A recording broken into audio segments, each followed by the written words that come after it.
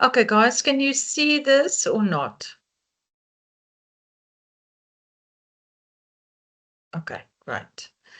All right, so we are busy with our module 3,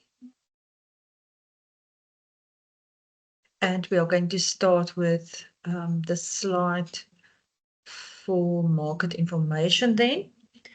As I said, page 67. Okay, so the greatest asset is then for an entrepreneur is to access information. Now, if you have the information regarding your target market and your market, it is easier to make a few decisions. First one is obviously to market your business, also to set a price that is affordable, but also then enough for you to make a profit. So, why do we do market research? As I said just now, to maybe test demand for a product. So, with this, then you can actually set a pre-sales questionnaire. Now, with a pre-sales questionnaire, this is where you will gather information regarding a specific product, where you will then find out if there is a need or a demand for this specific product. Then who the potential target market is going to be, who would be interesting or interested in this specific product. Also the price that they are willing to pay, where they live. This is then part of the segments as well. And then to remain competitive in the marketplace. That is now where you will have a look at your competitors, also the change in any consumer need or behavior, and other uncontrollable factors like inflation, increase in petrol price, any external factors that will be included here. Okay, and then obviously to get feedback from any questionnaire, specifically then the pre-sales questionnaire.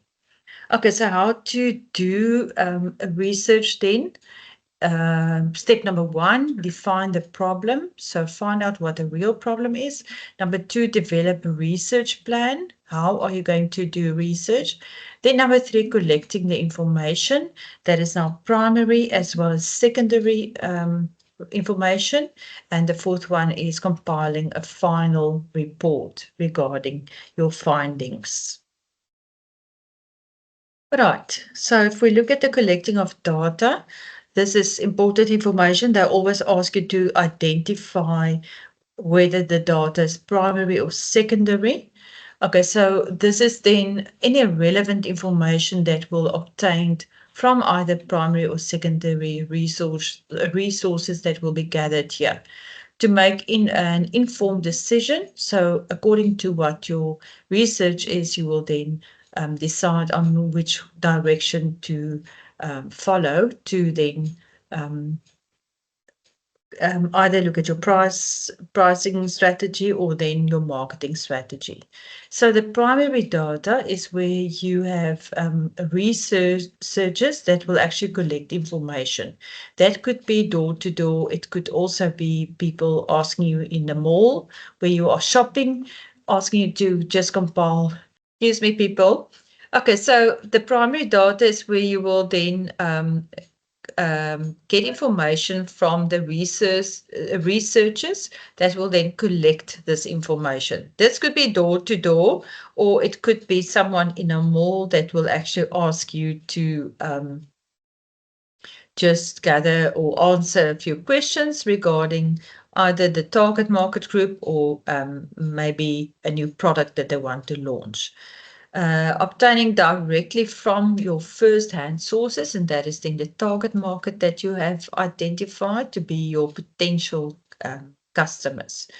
So you can make use of any surveys, you can make a use of observation and also experiments. We're going to look at that just a little bit later.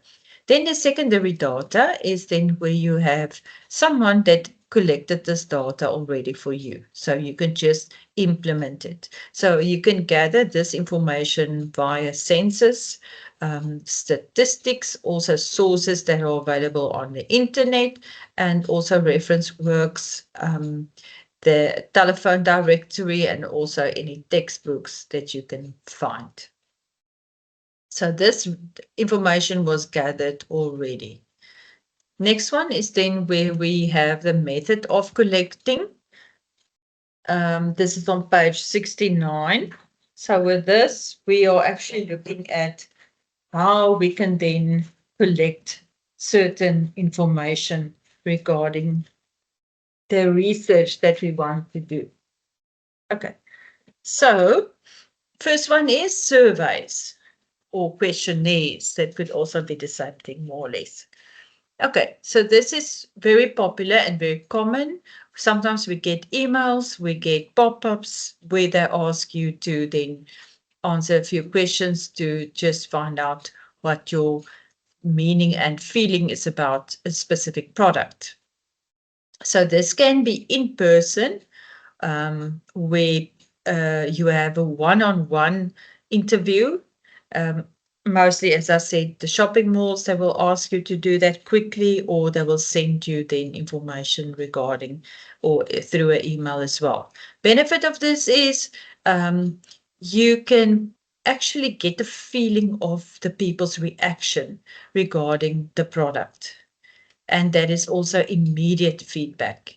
You don't have to wait for email to come back. You can immediately find out, yes, they're going to like this, or no, they're not going to like this. So the types of surveys, we've got telephone or telemarketing questionnaires, where you only ask a few, they will only ask you a few questions, and then if you're willing to do that, they will then gather this information. Problem with this is most people feel that there is a limitation on the time, so they don't have time to do this, and they also are unwilling to do this. So the result of this is then that there is a very up-to-date and also responsive rate that is low or unwilling. So most people don't want to do that telephonically. If they phone you and ask you to just answer a few questions quickly, you say, I don't have time now, or no, I'm not interested, thank you. Maybe they flood us with that. That might be the reason. Then the next one is the mail or postal. And this is the advantage of this is we have many that don't like to give their opinions directly. So if you don't want to talk to someone on the phone, or don't want to give your information or your answer directly to someone, then you can put this in writing then. Unfortunately, there's a very low return rate on this, and it could be cost effective as well. All right. Personally, this is now face-to-face, where you have a quick response, where you then get questions that are asked and also responses immediately. Benefits of this is that you can get a large area that you can cover at once. The online surveys can't control the responses or the pool or the group. And then the questionnaires, that is then the pre-sales and the post-sales, plays a role in the market research. Now, second one, first one was all the survey information. Secondly, we look at personal interviews. And this is, we have, it might be unstructured, so you don't have a specific question that you will ask. It must always have open-ended questions, meaning that whatever you ask, the person shouldn't just say yes or no, or some short answer. You want this to last for at least an hour, and you can then record this as well. Observation, this including sitting next to the road, counting cars. Now, I don't know who of you passed by the boulevard just there in front of the municipality buildings yesterday, because that was exactly what I saw two ladies doing on the left-hand side. They were actually counting specific cars that pass by. That is in observation. I don't know what the plan is or where they're heading, but that was doing research. Then experimenting or testing the market. This is where you have new products that you test on the market or any different products that you maybe changed something regarding the product, the packaging, the ingredients, anything like that. So here you will ask the opinions of the people at the market. And obviously you will have it will have a direct impact on you, and also you will get direct feedback from the customers. This method of exhibitions and also recipes can be introduced in at markets like your flea markets. And if something works here, they can then be successful to spread this product onto one of the other areas close by. So this is then all the methods of collecting primary data. Please make sure that you put a sticky note here as well. Okay, next up is then how to develop a questionnaire. Now, I have received our AM, our business plan, and I did ask them to get this copied. So hopefully next week, early next week, we will start working on this as well, which includes a questionnaire, obviously, as well. Page 70, important role of in a market that questionnaires play. It's actually the most popular one still.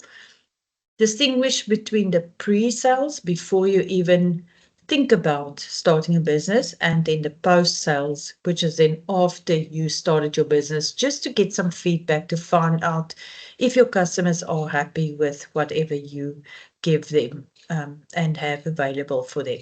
So the pre-sales questionnaire, this is where you test the market, if there is a specific market or need or demand for your product, if it definitely exists.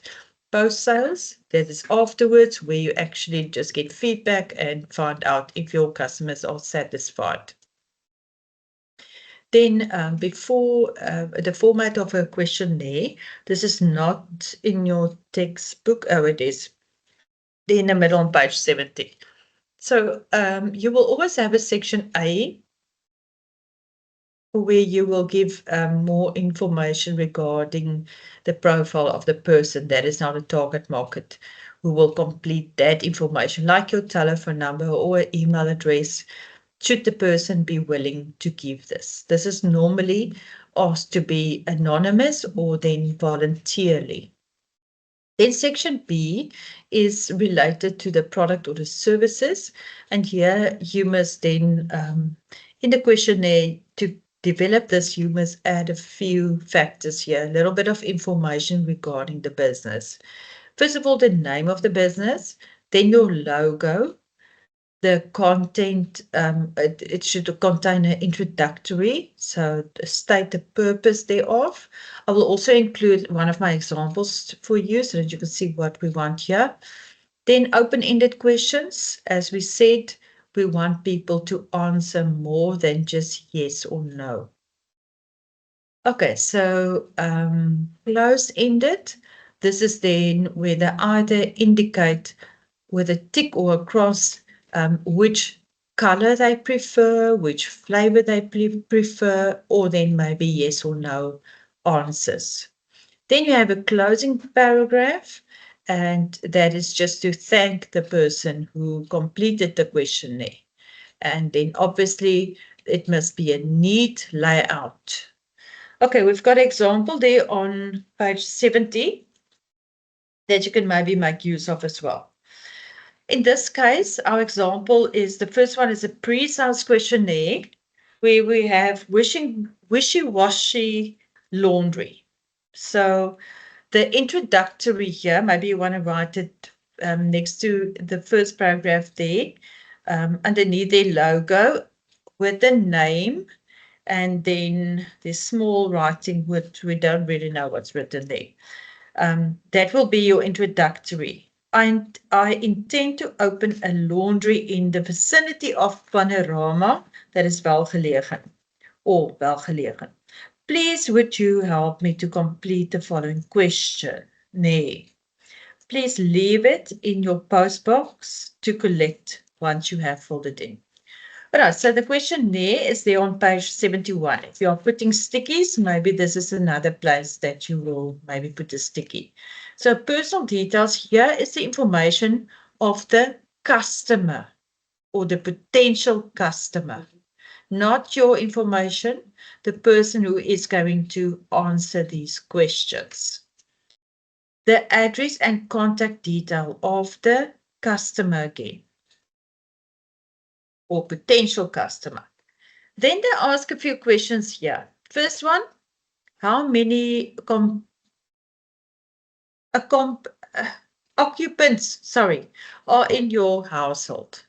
Occupants, how many people stay in your household?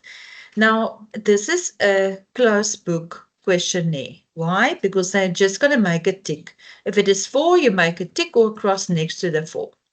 Okay? Then, question 2.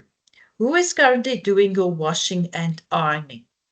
So here the customer or the potential target is going to say myself or the domestic worker, whatever the situation is. Then at number 3, they ask, so that is an open-ended question, number 2 now. Then number 3, would you be interested in having your washing and ironing done at our new intended laundry in your area? Again, make a tick, yes or no, closed-ended question. Number 4, if yes, and this is clever to do something like this, especially in the exams or TM1 or TM2, if you can't think anymore. So just let the next question follow on the previous question, okay? If yes, which services would you be interested in? Okay, now you give them an option again. If you give them options, that is closed-ended. Good. So washing, ironing, dry cleaning, drop and collect. So they must choose from this now. Why are we asking this question? We're asking this question to establish, remember we said pre-sales, this business haven't started yet. We are only identifying the demand or the need, if there is a demand or a need or a gap in the market. Okay, so now we're looking at washing. What do you need for washing? To wash your clothes? A washing machine, maybe a tumble dryer. Ironing, you might look at industrial presses or maybe something in that line. Dry cleaning, you need a little bit more specialized equipment there, okay? And then drop and collect. This means that you might include either a motorbike or a small car, or if it's a lot of customers who choose that one, you might then maybe look at something like a caddy or something like that. Does it make sense? Right. Then number 5, are there any other laundry services that would be useful to you? Now, they opening up this question because it's an open-ended question, but they're asking the customers here, if we didn't cover all your demand in number 4, is there anything else that we didn't think about that we can add to the business? All right? Okay. Then thank the customer. You could just say thank you because we always say thank you. And then you write your name, your either your initial and your surname, or you can write your name and surname there. And then somewhere where they can maybe send it to, like an email address. Because I said leave it in your post box, but with the wind blowing all over the place, it might just get lost. Okay, so this is all pre-sales questionnaire. Then at page 72, we have our post-sales questionnaire. So this one will differ now because remember our business opened now. So now we want to get feedback from the customer. So your introductory will say, I'm doing market research to determine whether customers are satisfied with our services. You can't ask this at the pre-sales questionnaire because there's no business yet. Got that one? Okay, please complete the following questionnaire and drop it in the box at the door, because now you've got a business. Now you can include something like that. Okay, personal detail again, name, and then address and contact details of the customer. Then, number 1, do you make use of our laundry services? Yes or no? So close-ended. Number 2, if yes, indicate your satisfaction with a tick and your dissatisfaction with a cross about the following service rendered. So, okay, so now we want to see how many people are happy with and satisfied with the washing, the ironing, as well as the delivering on time. What of these 3 items do you think might be a problem?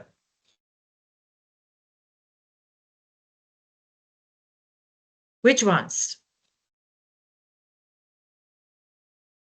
Do you see any problem at any of these 3 or nothing? Don't you think there's going to be a problem?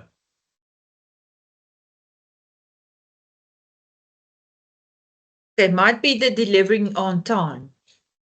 Might be. Okay. So that is what you want to identify. Where, if there is a problem, where is the problem? So if you compare this now with the previous, the pre-sales, you will see that they didn't include the dry cleaning. Maybe there wasn't enough people who are interested in dry cleaning, because I don't know who dry cleans their clothes anymore. Maybe in winter time, but definitely not in summer. Okay, then number 3, if unsatisfied with any of the services, please state the reason why you are unsatisfied. So this one linked to question 2 as well.